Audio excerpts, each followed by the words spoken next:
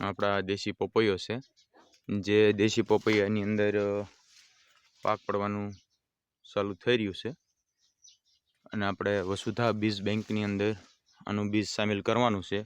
જે કોઈ દર્શકોને જોઈએ તે ઓર્ડર કરવાનું ભૂલશે નહીં. આ લાંબુ પપૈયું થાય છે અને આ બાજુ ગોળ પપૈયું છે, જે સાયાના હિસાબે ફળનો વિકાસ નથી થઈ શક્યો. નહીંતર આ પપૈયું 2.5થી 3 કિલો સુધીનું ફળ મોટું થતું હોય છે અને આમાં પણ પાક ચાલુ થઈ ગયો છે આપણે પપૈયાની અંદર.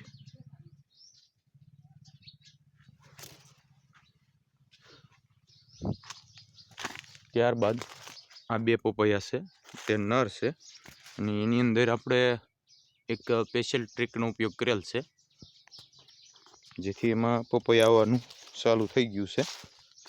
આ પણ એક પપૈયો છે જે નર છોડ છે.